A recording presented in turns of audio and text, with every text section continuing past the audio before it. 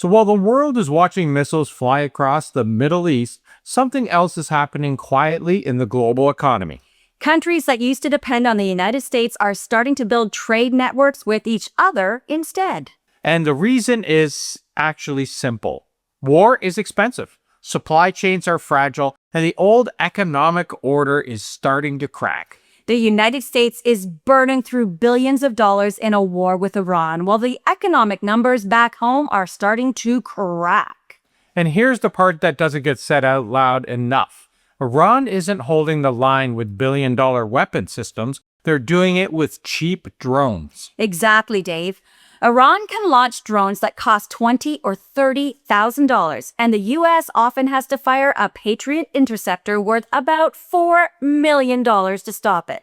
It's the economic version of death by 1,000 paper cuts. You launch a missile that costs $2 million to stop a drone that costs $10,000. Meanwhile, the money that was supposed to make America rich from tariffs has already been sucked dry out of their own economy. And that's not speculation anymore. We're seeing the numbers come in, and we're going to look at those. The United States just lost 92,000 jobs in a single month. Unemployment climbed to 4.4%. Construction jobs dropped and manufacturing jobs dropped. Restaurants, logistics, support services, they're just disappearing across the board. And that's before the war costs really hit. That's really making America great again, isn't it? Because think about it, those tariffs everyone was told would make foreign countries pay, Americans are paying them. $166 billion in import taxes collected by the U.S. government. Money pulled straight out of American companies and consumers. And now a lot of those tariffs have been ruled illegal by the Supreme Court, which means companies are lining up and asking for refunds. So the government has the money, the economy has the layoffs, and the world is watching the United States pour billions into a war whose outcome nobody can even predict. And then the oil markets reacted hard. Brent crude shot toward $120 a barrel. Which is basically the world's alarm bell. Because when oil spikes, everything spikes. Shipping, food, flights, heating, every truck, every plane, every factory, it starts paying more. And that's how a war in the Middle East suddenly shows up in someone's grocery bill in Ohio or in Toronto. And that's the biggest shock in the oil market in years. And the reason is simple. The Strait of Hormuz is effectively shut, and about a fifth of the world's oil normally passes right through that. So every tanker stuck in that choke point sends fuel prices higher everywhere else. And then energy spikes like that, well, that causes inflation, which follows right behind it. Which means interest rates stay high, businesses slow hiring, and suddenly the economy starts sliding towards something nobody wants to say out loud. Stagflation. Very true. Rising prices and a slowing economy at the exact same time?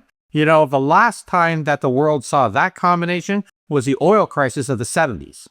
Wall Street futures are already tumbling. Investors are pulling money out of U.S. equity funds. The global financial system is bracing for turbulence. And here's where things get even more interesting. Because while the United States is dealing with war and economic turbulence, a group of middle power economies are quietly building something new, and Canada is one of them. Yeah, Canada just recorded the strongest inflow of international investment since 2007. Let that sink in for a second. At the exact moment the United States is scaring investors with tariffs and war, Canada is signing deals. And I mean big ones. Yep. Prime Minister Mark Carney has spent the last year doing something that barely gets any headlines, but changes the entire economic picture. He's diversifying Canada's economy away from relying almost entirely on the United States. And the latest tour through India, Australia, and Japan shows exactly what that strategy looks like. Let's start with India, because that relationship alone could reshape Canada's economic future. And if you're watching from India, this matters for you too, because India's growth is changing the entire global economy as well. India just overtook Japan as the fourth largest economy on Earth, and it's growing more than 7% a year. In fact, India is expected to become the third largest economy within the next few years, potentially passing Germany if growth trends continue. Think about it, a population of nearly 1.5 billion people and roughly 300 million people, they're already in the middle class. Yeah, that middle class number is basically the size of the United States, and it's expected to double. So what does India need, Dave? Energy, critical minerals, infrastructure, technology. Which just happens to be exactly what Canada produces. Canadian companies already have over $100 billion invested in India through pension funds and infrastructure projects. Canadian money owns toll roads, airports, telecom towers, and renewable energy projects across India. And during Carney's visit, Cameco signed a $2.6 billion uranium supply agreement with India's nuclear program. That's Canadian uranium powering Indian reactors for decades. Meanwhile, Canadian LNG exports from the West Coast are about to surge. The Kitimat LNG expansion comes online. Which means Canada becomes a stable energy supplier to Asia at the exact moment the Middle East is becoming more volatile. And India is looking for partners who aren't Washington or Beijing. So Canada, we fit perfectly into that space. Now let's shift to Japan, another massive economy and another country worried about supply chains. And Japan knows exactly how dangerous supply chain dependency can be. Back in 2010, China restricted exports of rare earth minerals during a dispute with Japan. Suddenly, entire industries were at risk because one country controlled the minerals that everything depended on. Nickel, cobalt, lithium, rare earths. Canada has them, and Japan needs them. So Carney's meeting with Japan's prime minister focused on something called economic security. That means building supply chains with trusted allies instead of relying on countries that might suddenly cut you off. And we know who they are. Oh, yes, we do. Now, Canada and Japan are expanding cooperation on critical minerals, defense technology, and maritime security. And those minerals matter more than most people realize because everything from electric vehicles to military equipment depends on them. That's not just trade, that is strategic leverage because whoever controls the supply chains controls the future. And then there's Australia, which might be the most natural partner Canada has in the entire world. The two countries might be on opposite sides of the planet, but economically, they look like cousins. Yeah, we're two countries with almost identical economic DNA.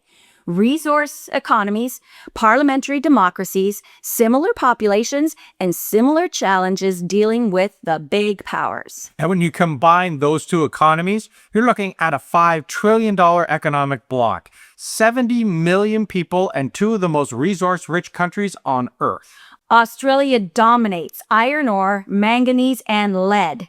Canada dominates nickel, potash, uranium, and energy. Put that together, and hey, you're talking about a supply chain that can power the entire modern economy. Those electric vehicles, renewable energy, military manufacturing, infrastructure, everything. Canada and Australia are already tied together through the CPTPP, a Pacific trade agreement linking 12 countries that represent about 15% of the global economy. And the one country you won't find in that deal? The United States. Exactly. And the conversation now is about going even further. Harmonizing mining standards, co-investing in processing facilities, sharing strategic reserves of critical minerals. Even expanding labor mobility so professionals can move between the two countries more easily. Imagine Canadian engineers working in Australian mines, Australian geologists working in Canadian exploration projects. And we have shared diplomatic resources across the Pacific and Latin America. Suddenly, two middle powers start operating like much bigger economies. And here's the key point, Deb. Canada isn't trying to replace the United States. That relationship is still huge, and it always will be. But Canada is making sure it's not trapped by it. Because when one country accounts for 75% of your exports, your entire economy becomes vulnerable to their political decisions. We've seen it. Tariffs, trade fights, border disruptions, everything. So Canada is finally building alternatives. India for growth, Japan for technology and security, Australia for resources and strategic alignment. And Europe is moving in the same direction. They're diversifying trade, securing energy, rebuilding manufacturing at home, and Canada is a part of that too. Yeah, Asia becomes a major destination for energy exports. And when those pieces start linking together, Canada stops being the quiet neighbor attached to the American economy and becomes the connector between major global markets. We've got energy, minerals, finance, technology, transportation. The kind of economy that thrives even when the global system gets very messy like it is now. And that's the shift that's happening right now, right? Middle powers building networks with each other. Canada, Australia, Japan, India, Europe. We're all not waiting for Washington to lead. One country is spending billions a day trying to control the Middle East, while a group of middle powers are quietly building trade networks across the Indo-Pacific and Europe. Yep, one economy is raising tariffs and closing doors, while the others are opening new ones and strengthening supply chains with partners that they actually trust. And guess what? One leader is focused on military power and might. The others are signing supply agreements, building infrastructure, and securing the resources the global economy actually runs on.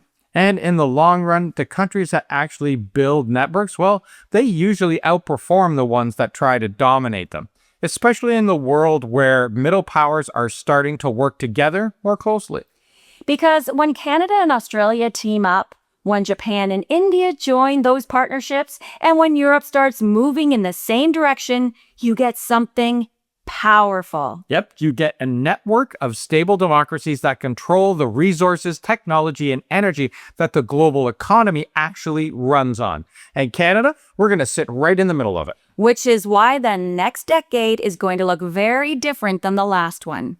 So while the US bleeds money and fights among itself, Canada and the rest of the world are moving on, developing supply chains and partnerships that will make us the leaders of the future. And that is very good news. It is. So if you want the deeper analysis, we drop links in the pinned comment below, and make sure to subscribe and check out this video next. Thanks for watching, everybody, and we'll see you tomorrow.